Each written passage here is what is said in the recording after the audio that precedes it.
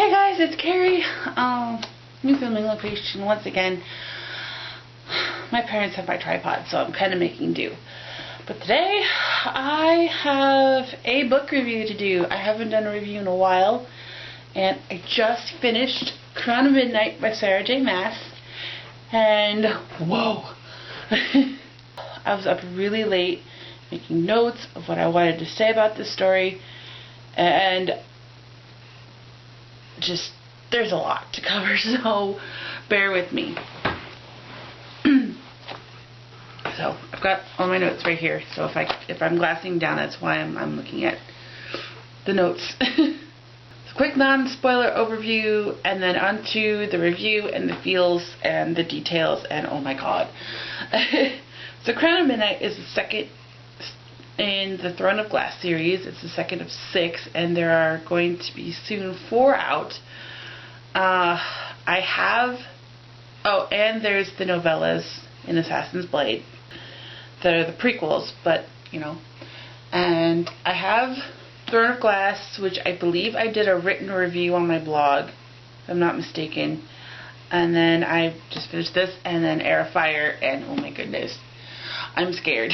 I'm kind of taking a break from the series right now just because I was so overwhelmed with the feels. So, the series is about a girl named Celaena, and she is an assassin, and she is the best assassin in the world.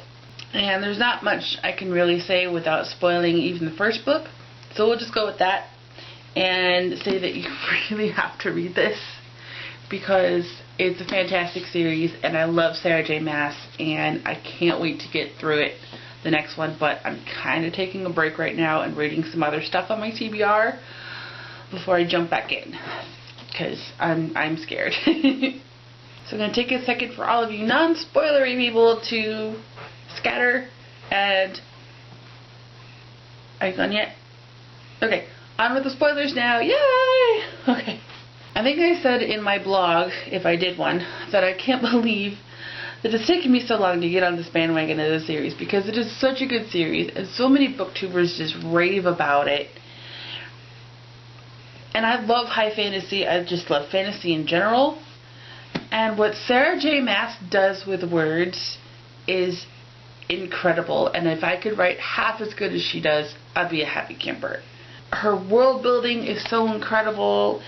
The characters, the magic systems are insane. Just fantastic. The king himself gives me the creeps. Like, the man is pure evil.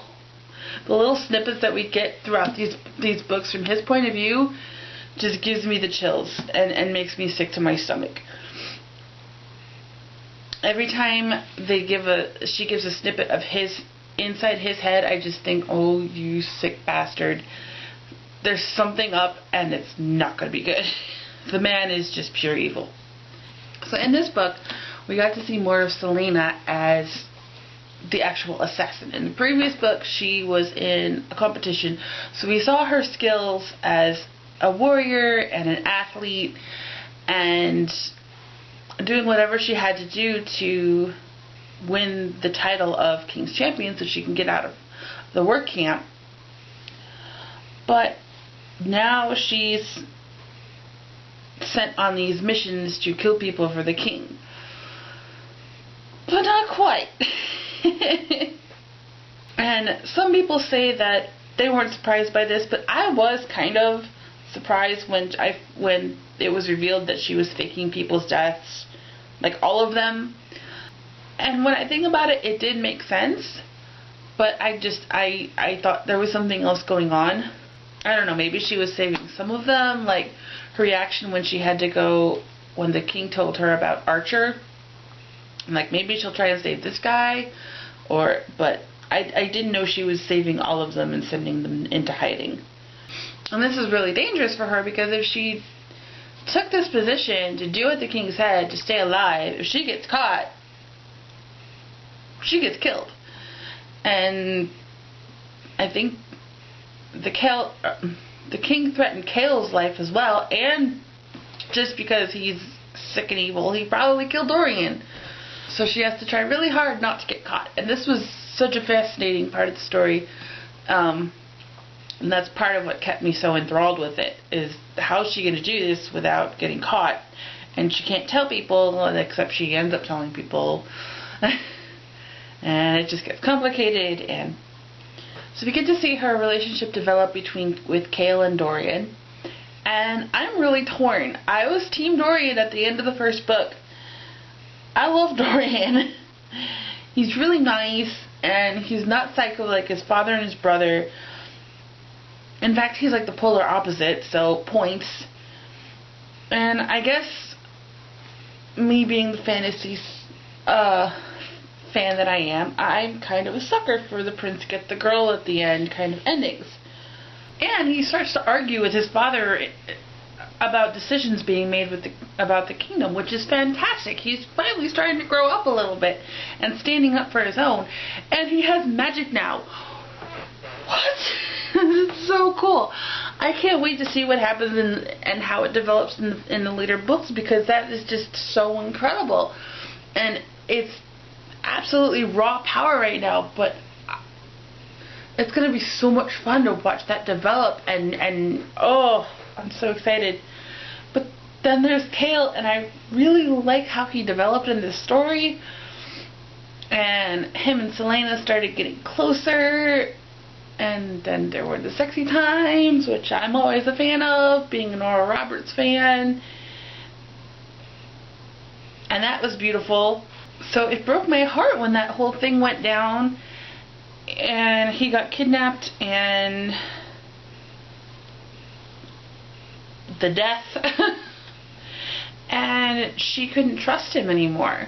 And even at the end, he dropped the L word, and she couldn't accept it. So how can you not feel bad for that? And he went and rescued the dog.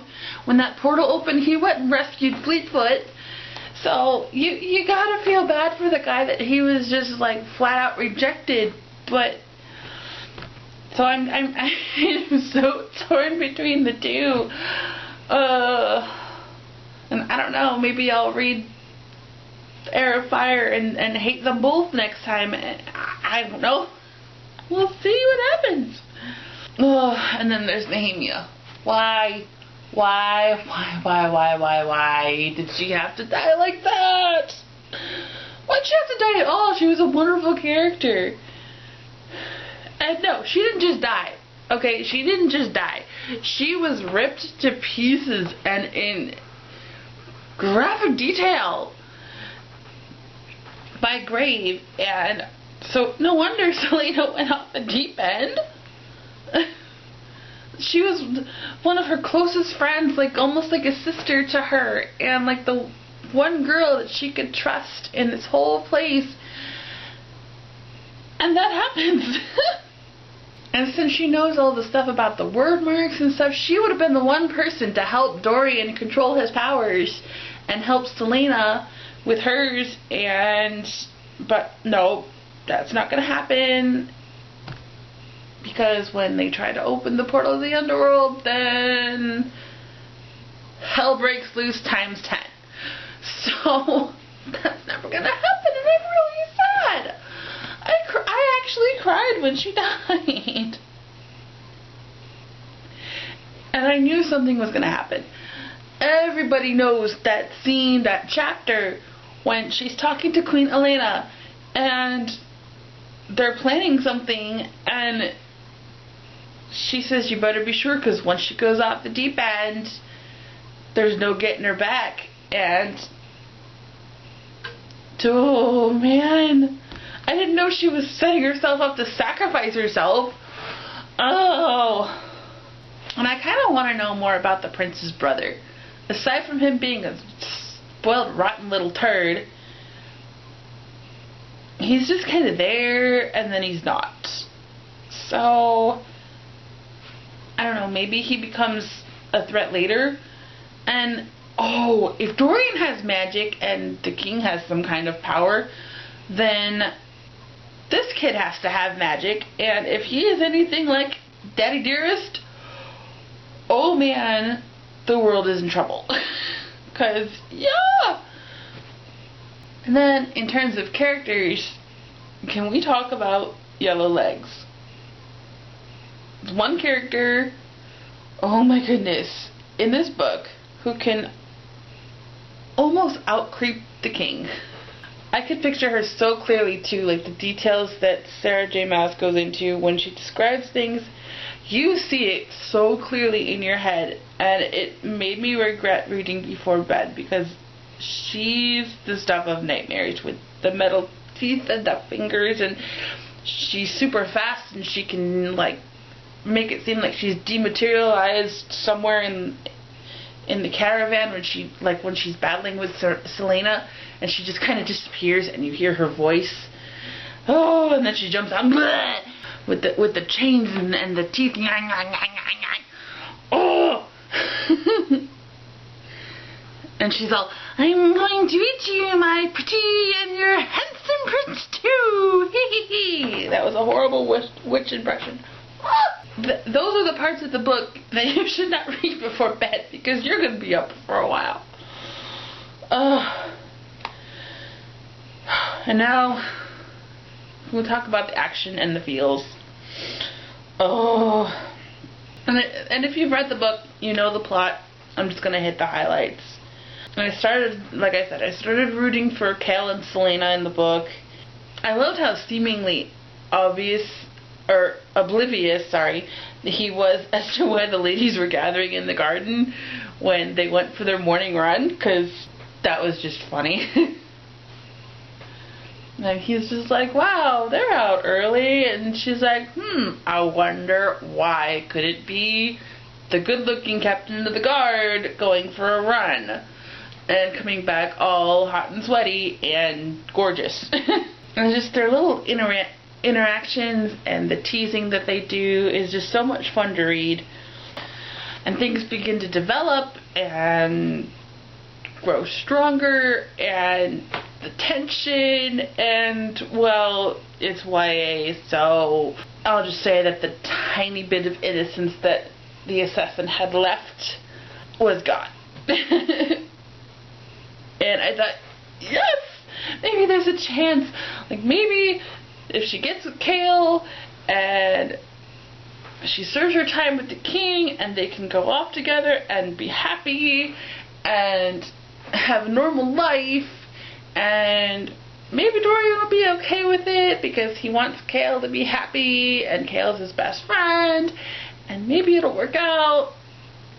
But it's never that simple, and he's kidnapped in Nehemia, and it just all goes to hell. Oh. Why couldn't Chaol tell Selena about the threat against Nehemia's life?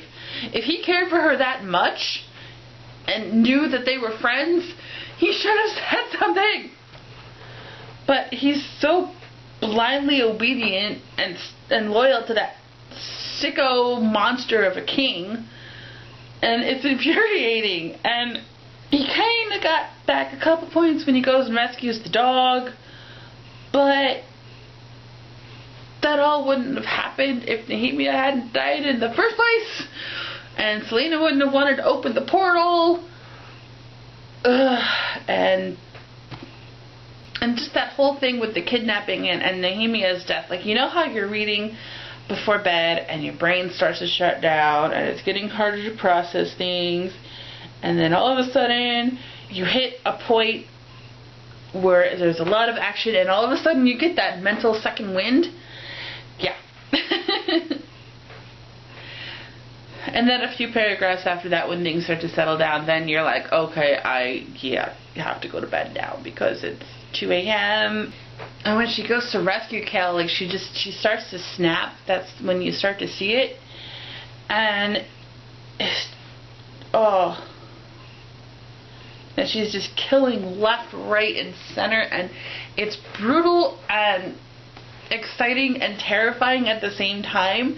And then when she realizes that this was a setup and she goes back to the castle and she encounters the bedroom, and it's just, oh my goodness, it was so emotional. And the one scene I think a lot of people can agree on with me on this, that really gave me chills, was at the end when she killed Archer.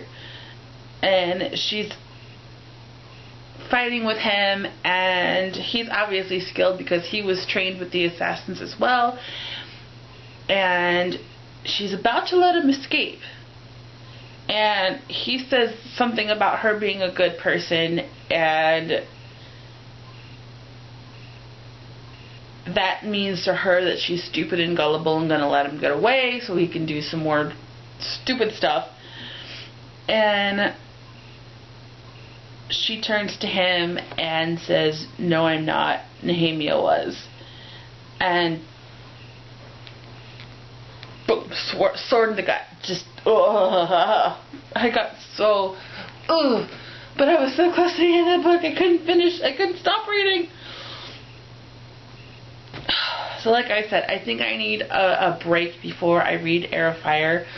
I'm reading the first two in the series that I bought at Comic-Con last year, and I'm going this year, or next month actually, and those authors will be back, so I'm going to try and read their books, and then I can get the next ones in their series. And I can tell them, I can give them feedback on what I thought. So, but I really want to continue in this series. It's so amazing. And I'm definitely going to be getting the novellas eventually, and Queen of Shadows when that comes out, I believe next month as well. And so let me know what you think in the comments below. What was your favorite part? I'd love to be able to discuss the series with you. Please no spoilers on Heir of Fire or the novellas, because I want to read those for myself. So try and stick to the first two books if you can. And don't forget, my fundraiser is going on until September 3rd. So the link is down in the thing below. And so you guys have a great day. And I'll have another video up soon. I'm doing like a follow me along kind of vlog video today to practice for Comic-Con. So that'll be coming up soon. Today is Monday, so if it's not today, it'll definitely be up tomorrow, because I'm on vacation this week. I'm so happy. So have a good day. Follow me on all the social medias, and I will have another video up very, very soon. So see you later.